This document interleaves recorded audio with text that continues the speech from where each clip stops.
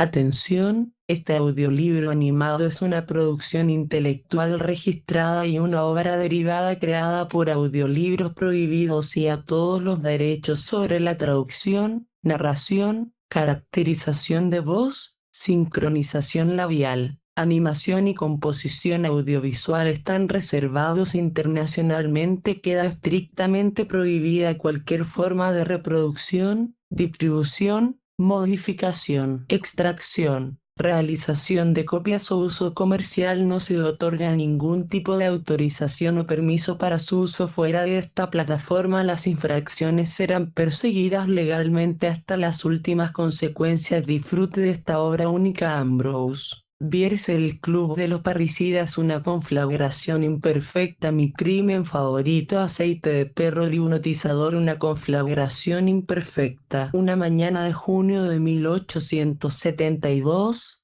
temprano, asesiné a mi padre, acto que me impresionó vivamente en esa época. Esto ocurrió antes de mi casamiento, cuando vivía con mis padres en Wisconsin. Mi padre y yo estábamos en la biblioteca de nuestra casa, dividiendo el producto de un robo que habíamos cometido esa noche. Consistía, en su mayor parte, en enseres domésticos, y la tarea de una división equitativa era dificultosa. Nos pusimos de acuerdo sobre las servilletas, toallas y cosas parecidas, y la platería se repartió casi perfectamente, pero ustedes pueden imaginar que cuando se trata de dividir una única caja de música en dos, sin que sobre nada, comienzan las dificultades. Fue esa caja musical la que trajo el desastre y la desgracia a nuestra familia. Si la hubiéramos dejado, mi padre podría estar vivo ahora. Era una exquisita y hermosa obra de artesanía, incrustada de costosas maderas,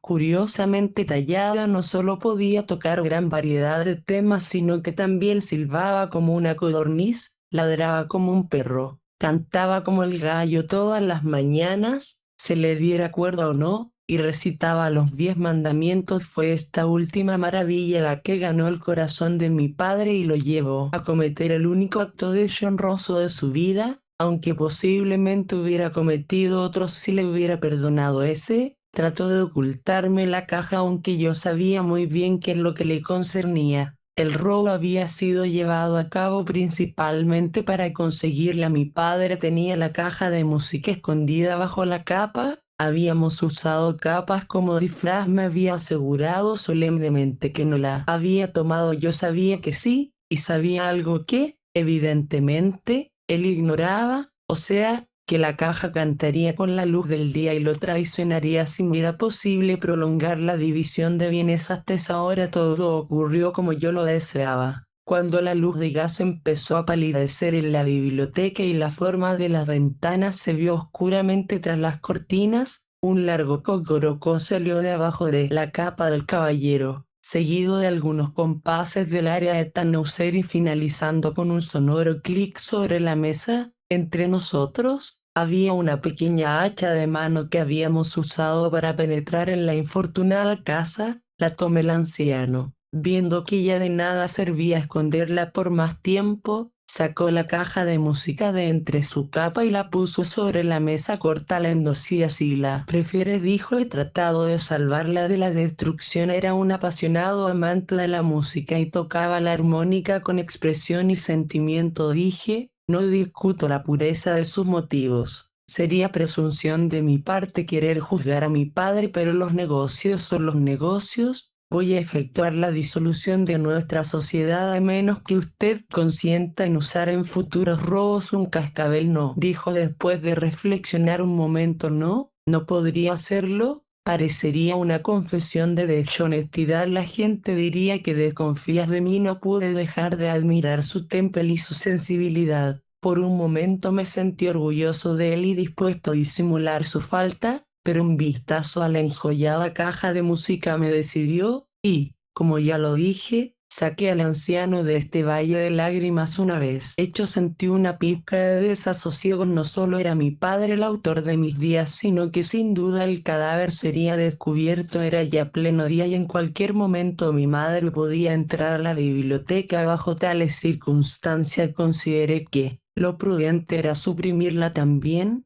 cosa que hice. Pagué luego a todos los sirvientes y los despedí. Esa tarde fui a ver al jefe de policía, le conté lo que había hecho y le pedí consejo. Me hubiera resultado muy penoso que los acontecimientos tomaran estado público. Mi conducta hubiera sido unánimemente condenada y los periódicos la usarían en mi contra si alguna vez obtenía un cargo de gobierno. El jefe comprendió la fuerza de estos razonamientos. Él era también un asesino de amplia experiencia. Después de consultar con el juez que presidía la corte de jurisdicción variable, me aconsejó esconder los cadáveres en una de las bibliotecas, tomar un fuerte seguro sobre la casa y quemarla, cosa que procedía a hacer. En la biblioteca había una estantería que mi padre comprara recientemente a un inventor chiflado y que no había llenado de libros. El mueble tenía la forma y el tamaño parecidos a esos antiguos roperos que se ven en los dormitorios, que no tienen placar, pero se abría de arriba abajo como un camisón de señora. Tenía puertas de vidrio. Había amortajado a mis padres y ya estaban bastante rígidos como para mantenerse erectos, de modo que los puse en la biblioteca que la que había sacado los estantes. Cerré la puerta con llave y pinché unas cortinitas en las puertezuelas de vidrio. El inspector de la compañía de seguros pasó media docena de veces frente al mueble sin sospechar nada. Esa noche, después de obtener mi póliza, prendí fuego a la casa y, a través de los bosques, me dirigí a la ciudad, que distaba 2 millas, en donde me las arreglé para encontrarme en el momento en que la alegría estaba en su punto más alto. Con gritos de aprehensión por la suerte de mis padres, me uní a la multitud y llegué con ellos al lugar del incendio unas 2 horas después de haberlo provocado. La ciudad entera estaba allí cuando llegué precipitadamente. La casa estaba completamente consumida,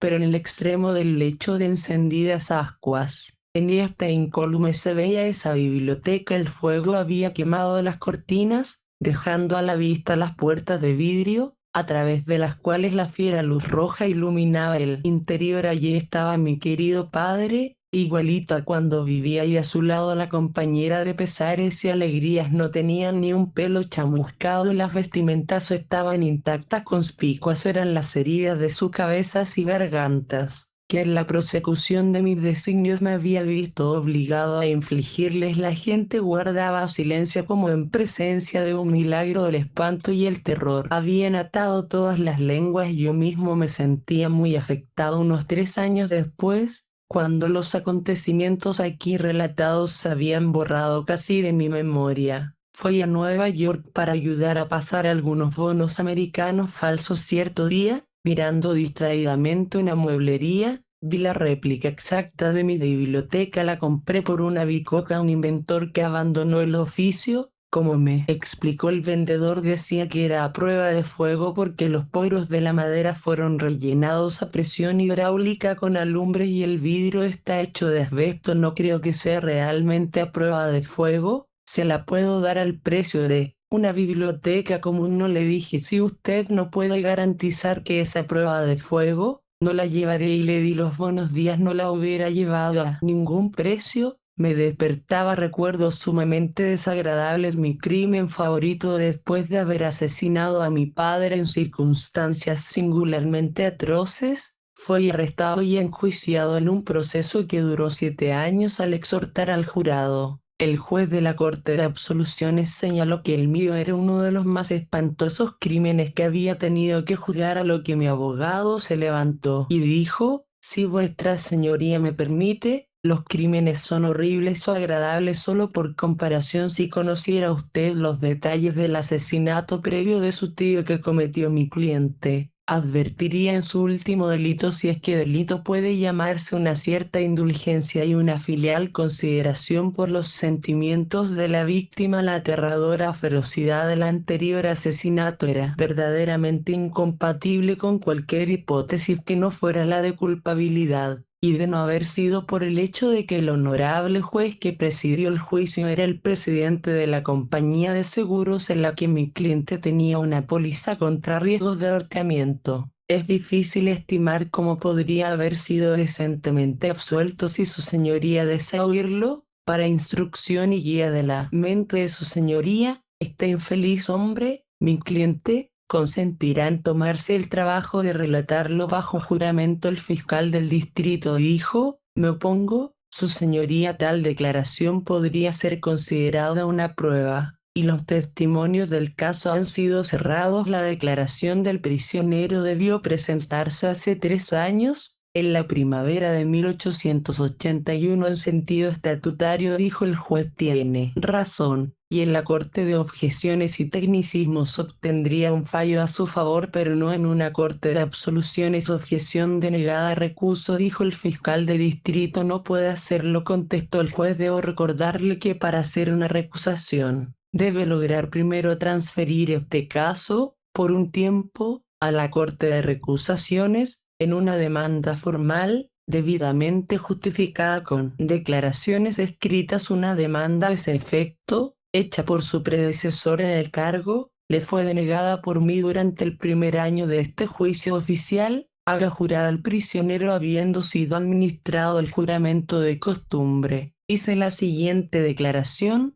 que impresionó tanto al juez debido a la comparativa trivialidad del delito por el cual se me juzgaba, que no busco ya circunstancias atenuantes, sino que, sencillamente, instruyó al jurado para que me absolviera. Así abandoné la corte sin mancha alguna sobre mi reputación. Nací en 1856 en Kalamazoo, Michigan, de padres honestos y honrados, uno de los cuales el cielo ha perdonado piadosamente. Para consuelo de mis últimos años, en 1867, la familia llegó a California y se estableció cerca de Nixherhead, estableciendo una empresa de salteadores de caminos que prosperó más allá de cualquier sueño de lucro. Mi padre era entonces un hombre reticente y melancólico, y aunque su creciente edad ha relajado un poco su austera disposición, creo que nada, fuera del recuerdo del triste episodio por el que ahora se me juzga, le impide manifestar una genuina hilaridad.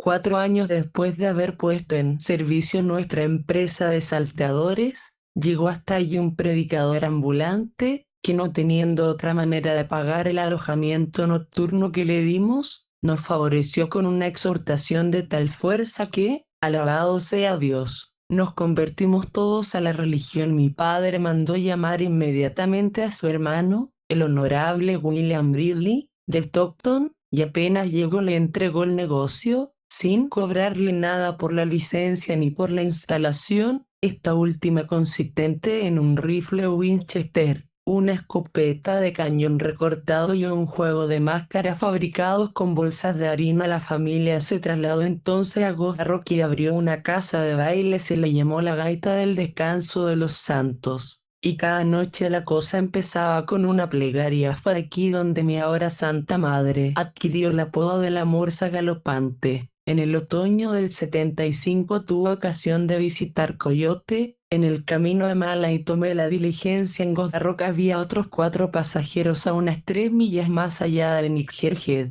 unas personas que identifiqué como mi tío William y sus 2 hijos. Detuvieron la diligencia. No encontrando nada en la caja del expreso, registraron a los pasajeros. Actué honorablemente en el asunto, colocándome en fila con los otros, levantando las manos y permitiendo que me despojaran de $40 y un reloj de oro por mi conducta. Nadie pudo haber sospechado que conocía a los caballeros que daban la función. Unos días después, cuando fui a Nixherhead y pedí la devolución de mi dinero y mi reloj, mi tío y mis primos juraron que no sabían nada del asunto y afectaron creer que mi padre y yo habíamos hecho el trabajo, violando deshonestamente la buena fe comercial. El tío William llegó a amenazar con poner una casa de baile competidora en Goza Rock. Como el Descanso de los Santos se había hecho muy impopular, me di cuenta de que esto sin duda alguna terminaría por arruinarla y se convertiría para ellos en una empresa de éxito. De modo que le dije a mi tío que estaba dispuesto a olvidar el pasado si consentía en incluirme en el proyecto y mantener el secreto de nuestra sociedad. Ante mi padre rechazó esta justa oferta, y entonces advertí que todo sería mejor y más satisfactorio si él estuviera muerto. Mis planes para ese fin se vieron pronto perfeccionados y, al comunicárselos a mis amados padres,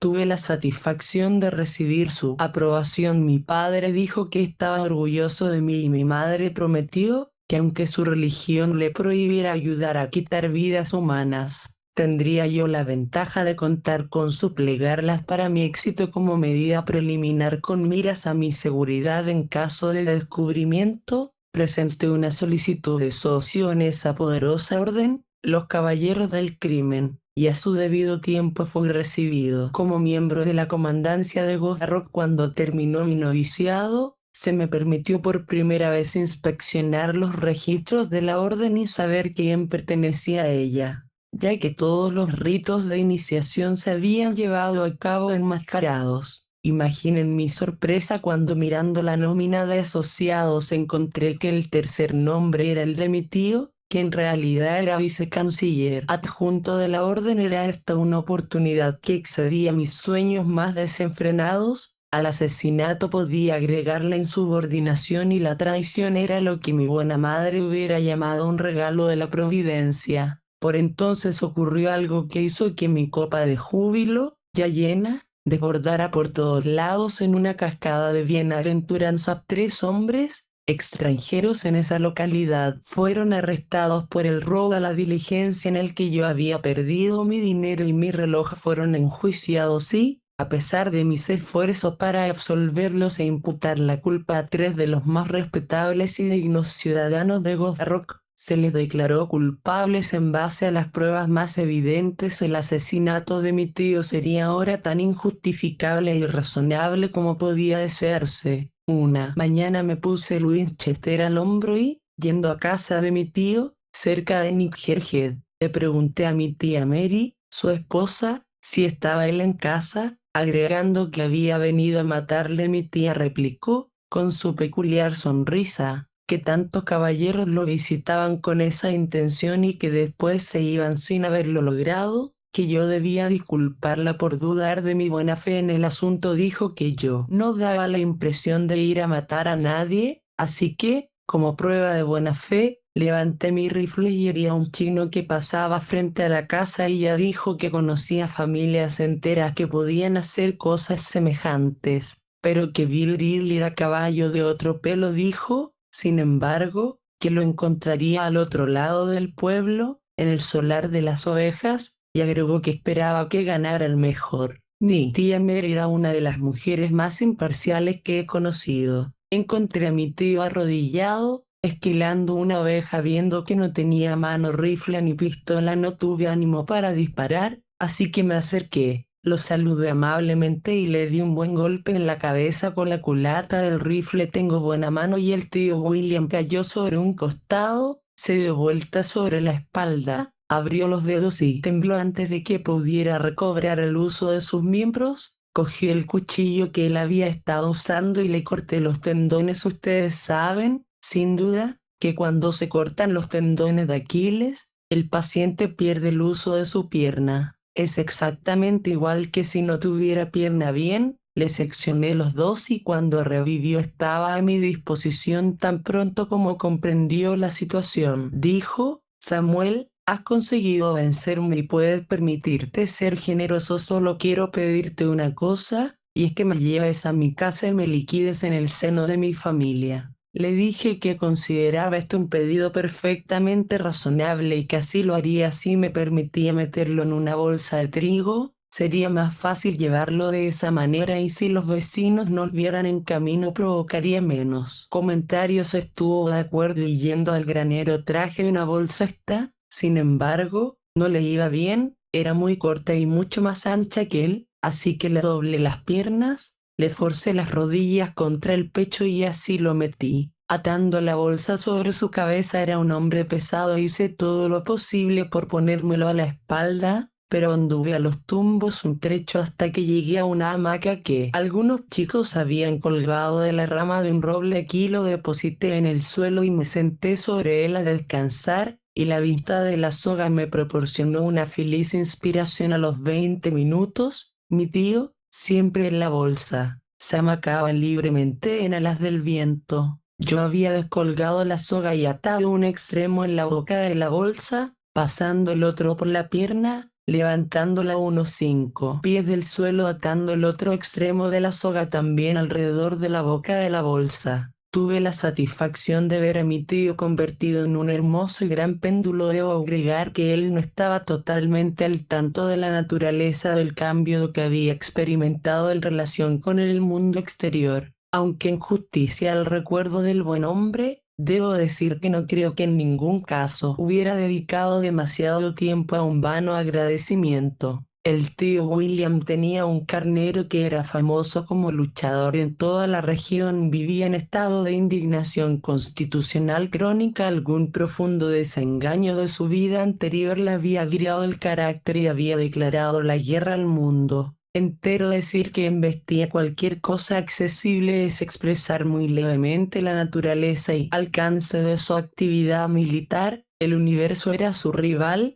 Sus métodos los de un proyectil. Luchaba como los ángeles con los demonios, en medio del aire, hendiendo la atmósfera como un pájaro, describiendo una curva parabólica y descendiendo sobre su víctima en el ángulo justo de incidencia que más rendía su velocidad y su peso. Su impulso, calculado en toneladas cúbicas, era algo increíble. Se lo había visto destrozar un toro de 4 años con un solo golpe dado en la nudosa frente del animal. No se conocía cerco de piedra que resistiera la fuerza de su golpe descendente. No había árboles bastante pesados para aguantarlo. Los convertía en astillas y profanaba en la oscuridad el honor de sus hojas. Este bruto irascible e implacable, este trueno encarnado, este monstruo de los abismos. Había visto yo que descansaba a la sombra de un árbol adyacente, sumido en sueños de conquistas y de gloria, con miras de atraerlo al campo del honor. Suspendía su amo de la manera descrita. Completados los preparativos, impartía al péndulo de mi tío una suave oscilación y, retirándome a cubierto de una piedra contigua, lancé un largo grito estridente cuya nota final decreciente se ahogaba en un ruido como el de un gato protestando, ruido que emanaba de la bolsa. Instantáneamente el formidable lanar se paró sobre sus patas y comprendió la situación militar de un vistazo. En pocos minutos más se había acercado piafando hasta unos 50 metros de distancia del oscilante enemigo, que, ora avanzando, ora retirándose, parecía invitarlo a la riña. De pronto vi la cabeza de la bestia, inclinada hacia tierra como abatida por el peso de sus enormes cuernos. Luego el carnero se prolongó en una franja confusa y blanca directamente dirigida desde ese lugar, horizontalmente en dirección a un punto situado a unos 4 metros por debajo del enemigo. Allí golpeó vivamente hacia arriba y, antes de que se hubiera borrado de mi mirada el lugar de donde había arrancado, oí un terrible porrazo y un grito desgarrador, y mi pobre tío fue disparado hacia adelante con un cabo suelto más alto que el miembro al que estaba atado. Aquí la soga se puso tensa de un tirón, deteniendo su vuelo, y fue enviado atrás otra vez, describiendo, sin resuelto, una curva de arco. El carnero se había caído un indescriptible montón de patas, lanas y cuernos, pero rehaciéndose y esquivando el vaivén descendente de su antagonista, se retiró sin orden ni concierto, sacudiendo alternativamente la cabeza o pateando con sus patas traseras. Cuando había retrocedido a más o menos la misma distancia que la que había usado para asestar el golpe, se detuvo nuevamente, inclinó la cabeza como en una plegaria por la victoria y otra vez salió disparado hacia adelante, confusamente visible como antes, un prolongado rayo blanquecino, con monstruosas ondulaciones y terminado en un vivo ascenso. Esta vez el curso del ataque dio en el ángulo exacto, comparado con el primero, y la impaciencia del animal era tan grande que golpeó al enemigo antes de que éste llegara al punto más bajo del arco. En consecuencia, mi tío empezó a volar dando círculos horizontales de un radio igual a la mitad de la longitud de la soga, que he olvidado decirlo, era de unos 6 metros de largo. Sus alaridos, creciendo al ir hacia adelante y disminuyendo al retroceder, hacían que la rapidez de sus revoluciones fuera más evidente para el oído que para la vista. Era evidente que aún no había recibido ningún golpe vital. La postura que tenía dentro de la bolsa y la distancia del suelo a que estaba colgado obligaba al carnero a dedicarse a sus extremidades inferiores y al final de su espalda como una planta cuyas raíces han encontrado un mineral venenoso. Mi pobre tío se iba muriendo lentamente hacia arriba. Después de aceptar el segundo golpe, el carnero no había vuelto a retirarse. La fiebre de la batalla ardía fogosamente en el corazón del animal. Su cerebro estaba ebrio del vino de la contienda como un púgil que en su ira olvida sus habilidades y pelea sin efectividad a distancia de medio brazo. La bestia enfurecida se empeñaba por alcanzar su volante enemigo cuando pasaba sobre ella, con torpes saltos verticales, consiguiendo a veces, en realidad, golpearlo débilmente, pero las más de las veces caía a causa de una ansiedad mal dirigida, pero a medida que el ímpetu se fue agotando y los círculos del hombre fueron disminuyendo el tamaño y velocidad, acercándolo más al suelo, esta táctica produjo mejores resultados, produciendo una superior calidad de alaridos que disfruté plenamente. De pronto, como si las trompetas hubieran tocado tregua, el carnero suspendió las hostilidades y se marchó, frunciendo y desfrunciendo pensativamente su gran nariz aguileña, arrancando distraídamente un manojo de pasto y masticándolo con lentitud. Parecía cansado de las alarmas de la guerra y resuelto convertir la espada en rejaderado para cultivar las artes de la paz. Siguió firmemente su camino, apartándose del campo de la fama, hasta que ganó una distancia de cerca de un cuarto de milla. Allí se detuvo, de espaldas al enemigo, rumiando su comida y en apariencia dormido. Observé, sin embargo, un giro ocasional, muy leve de la cabeza, como si su apatía fuera más afectada que real. Entretanto, los alaridos del tío William habían menguado junto con sus movimientos, y solo provenían de él lánguidos y largos quejidos, y a grandes intervalos mi nombre, pronunciado en tonos suplicantes, sumamente agradables a mi oído. Evidentemente el hombre no tenía la más leve idea de lo que le estaba ocurriendo y estaba inefablemente aterrorizado. Cuando la muerte llega envuelta en su capa de misterio es realmente terrible. Poco a poco las oscilaciones de mi tío disminuyeron y finalmente colgó sin movimiento. Fue hacia él, y estaba a punto de darle el golpe de gracia, cuando vi y sentí una sucesión de vivos choques que sacudieron el suelo como una serie de leves terremotos, y, volviéndome en dirección del camero, vi acercárseme una gran nube de polvo con inconcebible rapidez y alarmante efecto. A una distancia de 30 metros se detuvo en seco y del extremo más cercano ascendió por el aire lo que primero tomé por un gran pájaro blanco. Su ascenso era tan suave, fácil y regular que no pude darme cuenta de su extraordinaria celeridad y me perdí en la admiración de su gracia. Hasta hoy me queda la impresión de que era un movimiento lento, deliberado, como si el carnero, porque tal era el animal, hubiera sido elevado por otros poderes que los de su propio ímpetu y sostenido en las sucesivas etapas de su vuelo con infinita ternura y cuidado. Mis ojos siguieron su progreso por el aire con inefable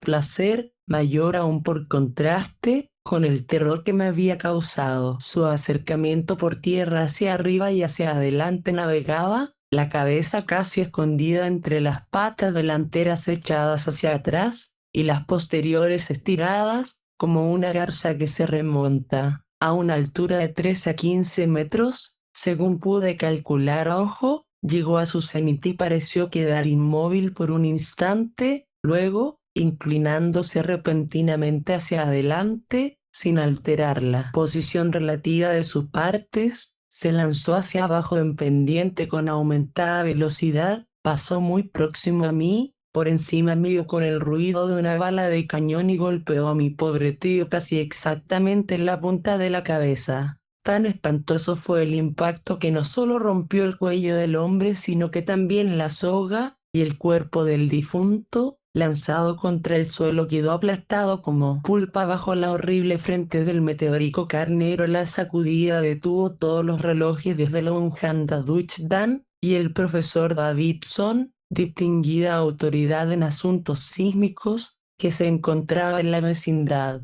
explicó de inmediato que las vibraciones fueron de norte a sudeste, sin excepción, no puedo dejar de pensar que en punto a atrocidad artística, mi asesinato del tío William ha sido superado pocas veces. Aceite de perro. Me llamo Fairbanks, nacida de padres honestos en uno de los más humildes caminos de la vida. Mi padre era fabricante de aceite de perro y mi madre poseía un pequeño estudio a la sombra de la iglesia del pueblo, donde se ocupaba de los no deseados. En la infancia me inculcaron hábitos industriosos. No solamente ayudaba a mi padre a procurar perros para sus cudas, sino que frecuencia era empleado por mi madre para eliminar los restos de su trabajo en el estudio. Para cumplir este deber necesitaba a veces toda mi natural inteligencia, porque todos los agentes de ley de los alrededores se oponían al negocio de mi madre y no eran elegidos con el mandato de oposición, ni el asunto había sido debatido nunca políticamente. Simplemente era así. La ocupación de mi padre, hacer aceite de perro, era naturalmente menos impopular, aunque los dueños de perros desaparecidos lo miraban a veces con sospecha que se reflejaban, hasta cierto punto, en mi padre tenía como socios silenciosos a dos de los médicos del pueblo, que rara vez escribían una receta sin agregar lo que les gustaba designar. Oilcan es realmente la medicina más valiosa que se conoce, pero la mayoría de las personas se rehace a realizar sacrificios personales para los que sufren, y era evidente que muchos de los perros más gordos del pueblo tenían prohibido jugar conmigo, hecho que afligió mi joven sensibilidad y en una ocasión estuvo a punto de hacer de mí un pirata. A veces, al evocar aquellos días, no puedo sino lamentar que, al conducir indirectamente a mis queridos padres a su muerte, fue el autor de desgracias que afectaron profundamente mi futuro. Una noche, al pasar por la fábrica de aceite de mi padre con el cuerpo de un niño rumbo al estudio de mi madre, vi a un policía que parecía vigilar atentamente mis movimientos. Joven como era, yo había aprendido que los actos de un policía,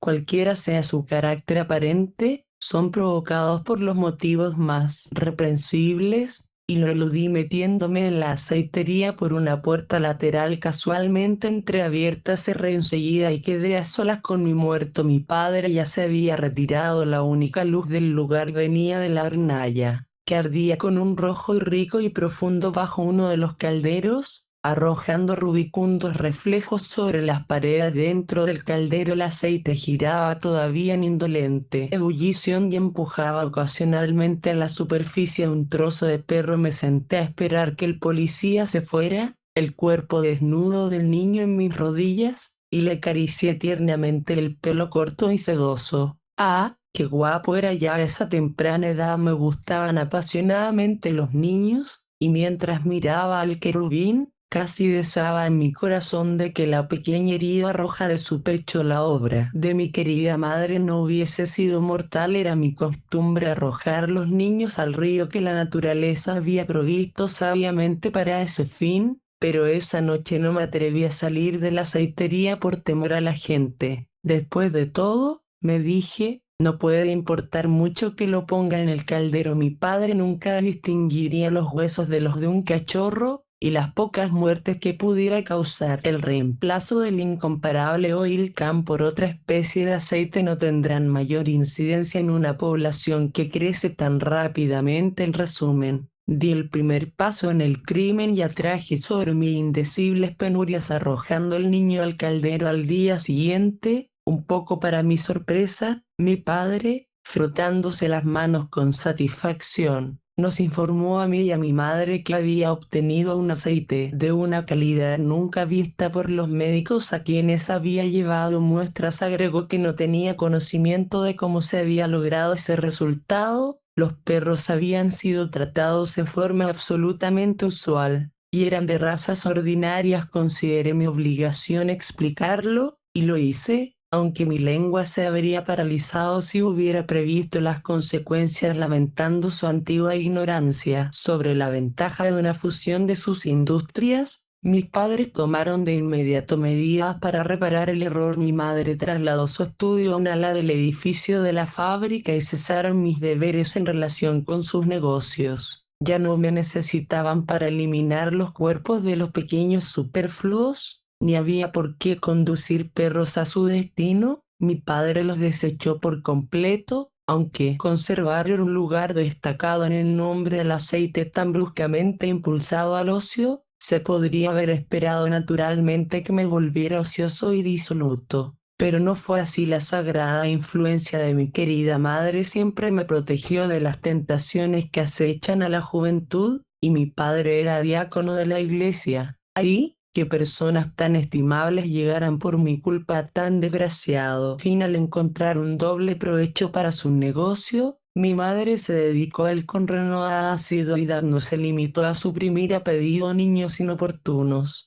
Salía a las calles y a los caminos a recoger niños más crecidos y hasta aquellos adultos que podía traer a la aceitería. Mi padre, enamorado también de la calidad superior del producto, llenaba sus cubas con celo y diligencia. En pocas palabras, la conversión de sus vecinos en aceite de perro llegó a convertirse en la única pasión de sus vidas. Una ambición absorbente y arrolladora se apoderó de sus almas y reemplazó en parte la esperanza en el cielo que también los inspiraba. Tan emprendedores eran ahora, que se realizó una asamblea pública en la que se aprobaron resoluciones que los censuraban severamente. Su presidente manifestó que todo nuevo ataque contra la población sería enfrentado con espíritu hostil. Mis pobres padres salieron de la reunión desanimados, con el corazón destrozado y creo que no del todo cuerdo. De cualquier manera, consideré prudente no ir con ellos a la aceitería esa noche y me fui a dormir al establo a eso de la medianoche. Algún impulso misterioso me hizo levantar y atisbar por una ventana de la habitación del horno, donde sabía que mi padre pasaba la noche. El fuego ardía tan vivamente como si se esperara una abundante cosecha para mañana. Uno de los enormes calderos burbujeaba lentamente, con un misterioso aire contenido, como tomándose su tiempo para dejar suelta toda su energía. Mi padre no estaba acostado. Se había levantado en ropas de dormir y estaba haciendo un nudo en una fuerte soga. Por las miradas que echaba a la puerta del dormitorio de mi madre, deduje con sobrado acierto sus propósitos. Inmóvil y sin habla por el terror, nada pude hacer para evitar o advertir. De pronto se abrió la puerta del cuarto de mi madre, silenciosamente, y los dos, aparentemente sorprendidos, se enfrentaron. También ella estaba en ropas de noche, y tenía en la mano derecha la herramienta de su oficio, una aguja de hoja alargada. Tampoco ella había sido capaz de negarse el último lucro que le permitieran la poca amistosa actitud de los vecinos y mi ausencia. Por un instante se miraron con furia a los ojos y luego saltaron juntos con ira indescriptible. Luchaban alrededor de la habitación, maldiciendo el hombre, la mujer chillando, ambos peleando como demonios, ella para herirlo con la aguja, él para estrangularla con sus grandes manos desnudas. No sé cuánto tiempo tuve la desgracia de observar ese desagradable ejemplo de infelicidad doméstica, pero por fin, después de un forcejeo particularmente vigoroso, los combatientes se separaron repentinamente. El pecho de mi padre y el arma de mi madre mostraban pruebas de contacto. Por un momento se contemplaron con hostilidad. Luego, mi pobre padre, malherido, sintiendo la mano de la muerte, avanzó, tomó a mi querida madre en los brazos desdeñando su resistencia, la arrastró junto al caldero hirviente, reunió todas sus últimas energías y saltó adentro con ella. En un instante ambos desaparecieron, sumando su aceite al de la comisión de ciudadanos que había traído el día anterior la invitación para la asamblea pública. Convencido de que estos infortunados acontecimientos me cerraban todas las vías hacia una carrera honorable en ese pueblo, me trasladé a la famosa ciudad de Otumbé, donde se han escrito estas memorias, con el corazón lleno de remordimiento por el acto de insensatez que provocó un desastre comercial tan terrible y idiotizador. Algunos de mis amigos,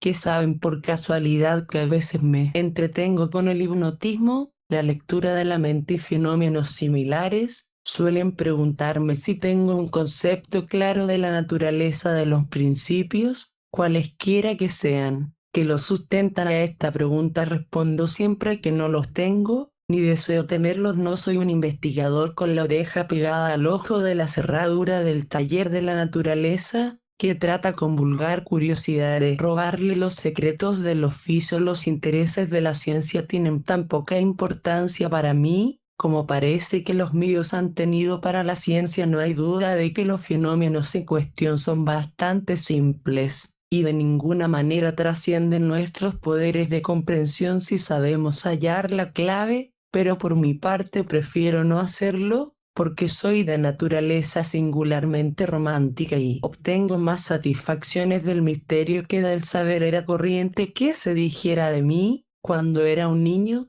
que mis grandes ojos azules parecían haber sido hechos más para ser mirados que para mirar. Tal era su ensoñadora belleza y, en mis frecuentes periodos de abstracción, su indiferencia por lo que sucedía en esas circunstancias. El alma que yace tras ellos parecía más aventura o creerlo, siempre más dedicado a alguna bella concepción que ha creado su imagen, que preocupada por las leyes de la naturaleza y la estructura material de las cosas. Todo esto, por irrelevante y egoísta que parezca, está relacionado con la explicación de la escasa luz que soy capaz de arrojar sobre un tema que tanto ha ocupado mi atención y por el que existe una viva y general curiosidad. Sin duda otra persona, con mis poderes y oportunidades, ofrecería una explicación mucho mejor de la que presento simplemente como relato. La primera noción de que yo poseía extraños poderes me vino a los 14 años. En la escuela, habiendo olvidado una vez de llevar mi almuerzo, miraba codiciosamente el que una niñita se disponía a comer. Levantó ella los ojos, que se encontraron con los míos, y pareció incapaz de separarlos de mi vista. Luego de un momento de vacilación, vino hacia mí, con aire ausente, y sin una palabra me entregó la canastita con su tentador contenido y se marchó con inefable encanto. Alivié mi hambre y destruí la canasta, después de lo cual ya no volví a preocuparme de traer el almuerzo. La niñita fue mi proveedora diaria, y no sin frecuencia, al satisfacer con su frugal provisión mi sencilla necesidad, combiné el placer y el provecho, obligándola a participar del festín y haciéndole engañosas propuestas de viandas que, eventualmente, yo consumí hasta la última migaja. La niña estaba persuadida de haberse comido todo ella, y más tarde, durante el día, sus llorosos lamentos de hambre sorprendían a la maestra y divertían a los alumnos, que le pusieron el sobrenombre de tragaldabas,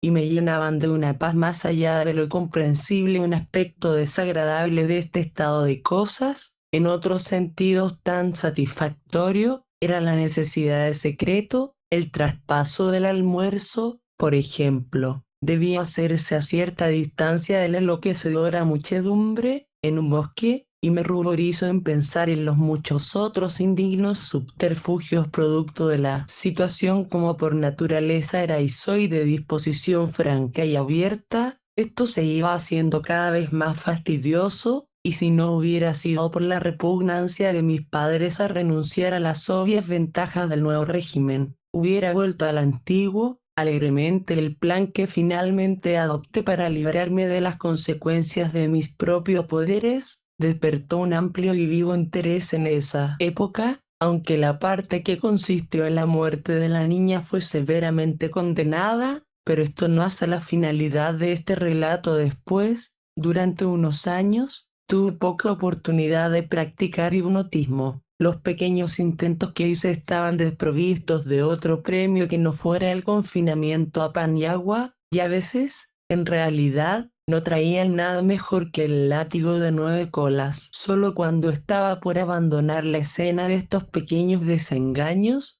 realicé una hazaña verdaderamente importante. Me habían llevado a la oficina del director de la cárcel y me habían dado un traje de civil, una irrisoria suma de dinero y una gran cantidad de consejos que, debo confesarlo, eran de mucha mejor calidad que la ropa. Cuando atravesaba el portón hacia la luz de la libertad, me di vuelta de súbito y, mirando seriamente en los ojos al director, lo puse rápidamente bajo mi control. Usted es un avestruz, le dije. El examen post-mortem reveló que su estómago contenía una gran cantidad de artículos indigestos. la mayor parte de metal o madera atragantado en el esófago, un picaporte, lo que, según el veredicto del jurado, constituyó la causa inmediata de la muerte. Yo era por naturaleza un hijo bueno y afectuoso, pero, al retornar al mundo del que tanto tiempo había estado separado, no pude evitar recordar que todas mis penas surgían como un arroyuelo de la tacaña economía de mis padres en aquel asunto del almuerzo escolar, y no tenía razón alguna para creer que se habían reformado en el camino entre Sukhothai y Sudafixia y unas tierras donde existió una edificación conocida como Rancho de P.T. Hillstrap, en donde este caballero solía asesinar a los viajeros para ganarse el sustento. La muerte del señor Hillstrap y el desvío de casi todos los viajes hacia otro camino ocurrieron tan al mismo tiempo que nadie ha podido decir aún cuál fue causa y cuál efecto. De todos modos, las tierras estaban ahora desiertas y el pequeño rancho había sido incendiado. Hacía mucho mientras iba a Sudafixia, el hogar de mi niñez. Encontré a mis padres. Camino de la colina habían atado la yunta y almorzaban bajo un roble. En medio de la campiña, la vista del almuerzo revivió en mí los dolorosos recuerdos de los días escolares y despertó el león dormido en mi pecho. Acercándome a la pareja culpable, quien enseguida me reconoció, me aventuré a sugerir que compartiría su hospitalidad de este festín. Hijo mío, dijo el autor de mis días, con la característica pomposidad que la edad no había marchitado, no hay más que para dos. No soy, eso creo, insensible a la llama hambrienta de tus ojos. Pero, mi padre nunca completó la frase. Lo que equivocadamente tomó por llama del hambre no era otra cosa que la mirada fija del hipnotizador. En pocos segundos estaba a mi servicio. Unos pocos más bastaron para la dama, y los dictados de un justo reconocimiento pudieron ponerse en acción. Antiguo padre, dije, imagino que ya entiendes que tú y esta señora no son ya lo que eran. He observado un cierto cambio sutil, fue la dudosa respuesta del anciano caballero. Quizás atribuible a la edad. Es más que eso, expliqué, tiene que ver con el carácter, con la especie. Tú y la señora son, en realidad, dos potros salvajes y enemigos. Pero, John, exclamó mi querida madre, ¿no quieres decir que yo, señora? Repliqué solemnemente, fijando mis ojos en los suyos. Los apenas habían caído estas palabras de mis labios cuando ella estaba ya en cuatro patas y, empujando al viejo, chillaba como un demonio y le enviaba una maligna patada a la canilla. Un instante después él también estaba en cuatro patas, separándose de ella y arrojándole patadas simultáneas y sucesivas con igual dedicación pero con inferior agilidad, a causa de su inferior engranaje corporal. Ella se ocupaba de lo mismo. Sus piernas veloces se cruzaban y mezclaban de la más sorprendente manera, los pies se encontraban directamente en el aire, los cuerpos lanzados hacia adelante, cayendo al suelo con todo su peso y por momentos imposibilitados al recobrarse reanudaban el combate, expresando su frenesí con los innombrables sonidos de las bestias furiosas que creían ser.